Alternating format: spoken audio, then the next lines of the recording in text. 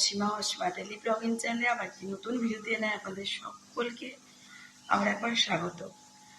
আজকে হয়ে গেল বুধবার, এখন সময় হয়ে গেল 1:45, আর কালকে রাত থেকে আমার প্রচণ্ড জ্বর। আজকে সকালে উঠেছি, ওদেরকে উঠতে অনেকখানি দেরি হয়েছে। কালকে রাতে উঠে মিঠি আমাকে চা করে দেওয়া, গলায় আমার আওয়াজটা শুনেই বুঝতে পারছো আমার শরীরটা আজকে একদমই ভালো নেই। তো যথারীতি আমার বেটি 2-3 বার সকাল থেকে চা করে দিয়েছে, বেচারা সারা রাত জেগে আছে। তারপরে আমাকে পায়ে তেল দিয়ে দেওয়া, গলায় তেল দিয়ে দেওয়া। আমার উঠতে করতে আজকে 9টা বেজে গেছে। আমার কাজে দিদি এসেছিল, কাজ করছিল, আমার মিঠি বসছিল দেখছিল, আর দেখলো মায়ের খুব শরীরটা খারাপ। তারপর আমি উঠলাম, উঠে জামা কাপড় ছেড়ে রান্নাঘরে, ও তখনও আমার কাজের দিদিরও খুব ঠান্ডা লেগেছে, তো কাজের দিদিকেও চা করে দিয়েছে, আমাকে চা করে দিয়েছে, বাবাকে চা করে দিয়েছে। দিয়ে ওর খুব খিদে পেয়েছে, এদিকেও পাটা নিয়ে চলতে পারছে না, জানেন ওর পায়ের তলায় এত বড় একটা ফোসকা হয়ে গেছে। দিয়ে যেই আমি আবার উঠে মানে বাথরুম গিয়ে ফ্রেশ হয়ে জামা কাপড় ছেড়ে আমি আবার করলাম টিফিন। ও করলো পুজো, বললো মা তোমাকে আজকে চান করতে হবে না, আমি পুজো করে দিচ্ছি। দিয়ে যাই হোক, আমরা তো কেউ মাছ মাংস কিছু খাইনি, তো ও করলো, পুজো করে দিয়েছে। আর আমি একটু এগ চাউমিন করেছি, আপনাদের সঙ্গে ব্লগের শুরুতেই সেটা শেয়ার করেছি। ভয়েসটা দিতে পারছি না কেন, গলাটা টোটালি একদম বসে গেছে। তো যাই হোক, মানুষকে দেখবেন সময়তে চেনা যায় না, অসময়তেই চেনা যায়। তো আমি যে এত মানুষের জন্য করি, এই বাড়ি মানে শ্বশুরবাড়ির মানুষদের জন্যই কিন্তু করেছি। সেই দেখছি আজকে এত জ্বর, উঠতে পারিনি, তো কেউ বললো না যে আমি করে দিচ্ছি। যাই হোক, তাতে কিছু এসে গেল না। আমি উঠেছি, ওদেরকে টিফিনও করে দিয়েছি, মিঠি বাবা খেয়ে দিয়ে চলে গেছে, ও চলে গেছে নিজের কাজে। আর ও আমাকে মাছ এনে দিয়ে গেছে, সবজি এনে দিয়ে গেছে, চিংড়ি মাছ আর কাটাপোনা দিয়ে গেছে। তো আজকে আর 2টো মাছ করিনি, মানে কাটাপোনাটা করিনি, রেখে দিয়েছি। পটল চিংড়ি করব, তার জন্য আমি সমস্ত কাটাকুটি করে নিয়েছি। বুঝতে পারছেন এখন 1:47 বাজে, ওরা পেট ভরে টিফিন করেছে। আর মিঠি কালকে যেহেতু সারাটা রাত জেগেছিল, তার জন্য ঘুমিয়ে গেছে। আমি বললাম টিফিনটা করে তুই ঘুমিয়ে যা। বললো মা তোমাকে রান্না করতে হবে না, কেউ তো খাবে না, বাবা তো চলে গেল। বললাম সেই ঠিক আছে, তুই শো, আমার শরীরটা ভালো লাগলে আমি আস্তে আস্তে ঠিক করবো। তো আমি দেখলাম ও ঘুমিয়ে গেছে, আমি খানিকক্ষণ ওর পাশেই শুয়েছিলাম।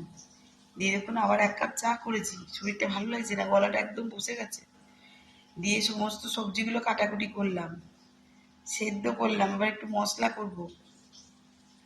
দিয়ে কি করছি চলুন দেখায়। মাথাটা আছে, একটু মুড়ি ঘন্ট করব, আর একটু পটল চিংড়ি করব। তো এই আর কি। ভাতটা এখনো বসাইনি, আমি জানি বেটি আমার উঠবে না, ভাত খাবে না, আর আমার তো আর কোনো কথাই নেই, ভাত তো ভালোই লাগে না। তো ভাতটা করে রাখবো, ওবেলায় ওর বাবা এসে খাবে, মিঠি খাবে, আমরা সবাই খাবো, ওবেলাতে খাবো। তো চলুন কি কি করছি না করছি আপনাদের সঙ্গে সেইটুকু শেয়ার করি। আমার শরীর খারাপ, কালকের ব্লগটা এখনো পর্যন্ত এডিট করে উঠতে পারিনি। তো আমি যত তাড়াতাড়ি দেখি পারি আপনাদের সঙ্গে ব্লগটা এডিট করব, রান্নাটা করতে করতেই ব্লগটা এডিট করব, ঠিক আছে? চলুন, তাই 5টার মধ্যে আমি কালকের ব্লগটা পোস্ট করে দেবো। ব্লগে অবশ্যই সঙ্গে থাকবেন আর দেখতে থাকবেন আমার আজকে এই ব্লগটি। আশা করবো আপনাদের ব্লগটি ভালোই লাগবে, খারাপ লাগবে না। চলুন দেখায় কি কি করছি।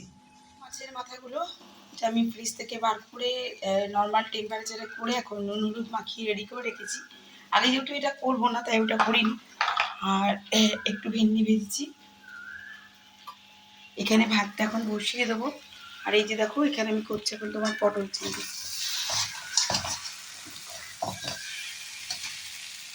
অসীমা চক্রবর্তী কখনো থেমে থাকেন জানেন তো, যে কোনো পরিস্থিতি, যে কোনো অবস্থাতেই অসীমা চক্রবর্তী কিন্তু চালিয়ে গেছে। তো যাই হোক, জানি না আপনারা আমার গলাটা কতটুকু শুনতে পাচ্ছেন। তো এই যে এখন আমি করছি এটা পটল চিংড়ি, মশলা টশলা দিয়ে কষিয়ে দেওয়া হয়েছে, এবার মুড়ি ঘন্টটা বসাবো মাথাটা ভেজে।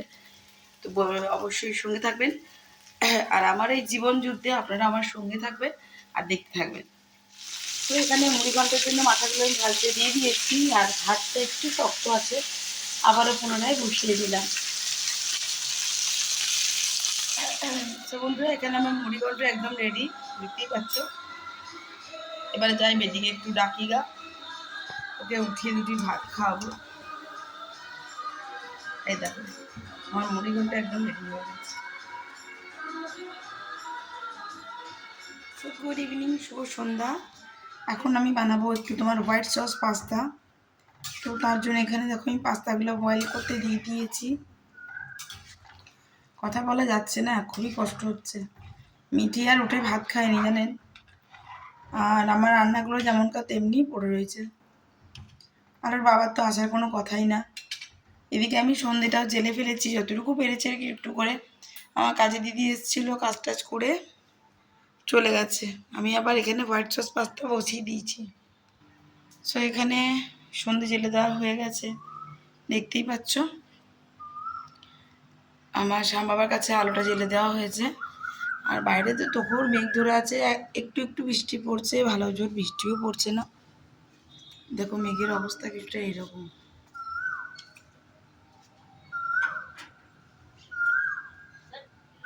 সো এখানে আমি রসুনটা বাটারের সঙ্গে ফ্রাই হতে দিয়ে দিয়েছি, আর এখানে হোয়াইট সসটা তৈরি হচ্ছে।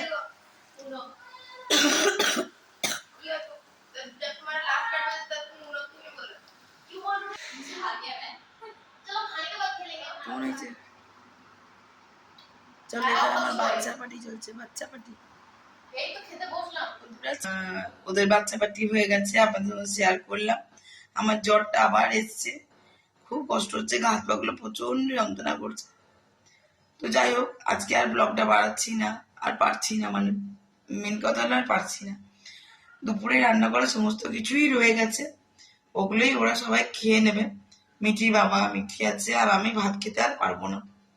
চলুন তবে আজকের মতন এইটুকুই একটা ছোট্ট ব্লগ আপনাদের সঙ্গে শেয়ার করলাম। আমার হোয়াইট সস পাস্তাটা আপনাদের কেমন লাগলো, যদি রেসিপিটা বলেন তাহলে আমাকে অবশ্যই কমেন্ট করবেন, আমি আপনাদের সঙ্গে রেসিপিটি শেয়ার করবো আবারও। সকলে ভালো থাকুন, সুস্থ থাকুন।